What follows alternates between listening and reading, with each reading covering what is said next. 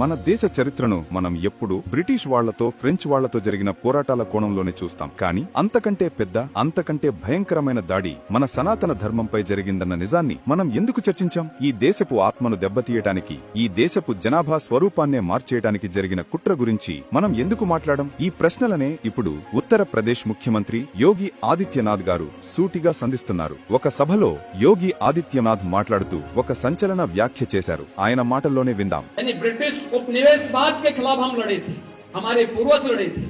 France के उपनिवेशवाद के खिलाफ हमारे पूर्वज लड़े थे, लेकिन राजनीतिक इस्लाम के खिलाफ भी हमारे पूर्वजों ने लड़ाई लड़ी। బ్రిటిష్ వాళ్లు, ఫ్రెంచ్ వాళ్లు మన దేశాన్ని వలస రాజ్యాలుగా మార్చుకుని పాలించారు. వాళ్లపై మన పూర్వీకులు పోరాడారు. కానీ వాళ్లకంటే ఎక్కువగా మన సనాతన ధర్మాన్ని దెబ్బతీసింది పొలిటికల్ ఇస్లాం, అంటే రాజకీయ ఇస్లాం. దీని గురించి ఎవ్వరూ మాట్లాడారు. ఆయన ఇంకా ఏమన్నారంటే, ఛత్రపతి శివాజీ మహారాజ్, గురు గోవింద్ సింగ్ జీ, మహారాణా ప్రతాప్, మహారాణా సంగ, మనం ఈ వీరులను జాతీయ నాయకులుగా ఎందుకు గౌరవిస్తాం? ఎందుకంటే వాళ్లు ఆనాడు పొలిటికల్ ఇస్లాంకు వ్యతిరేకంగా ధర్మయుద్ధం చేశారు. మన ధర్మాన్ని, మన దేశాన్ని కాపాడటానికి ప్రాణాలకు తెగించి పోరాడారు. ఈ పొలిటికల్ ఇస్లాం అనేది కేవలం ఒక మతం కాదు. ఇది ఈ దేశపు జనాభా స్వరూపాన్ని మార్చేసి చివరికి భారతమాతను ముక్కలు చెయ్యాలనే ఒక ప్రమాదకరమైన ఆలోచన. ఈ కుట్రను అర్థం చేసుకుని సమాజాన్ని జాగృతం చేయడానికే ఈ రోజు ఆర్ఎస్ఎస్ వంటి సంస్థలు పనిచేస్తున్నాయని ఆయన స్పష్టం చేశారు. చూశారా? చరిత్రను సరికొత్త కోణంలో చూడాల్సిన అవసరం ఉందని యోగి గారు ఎంత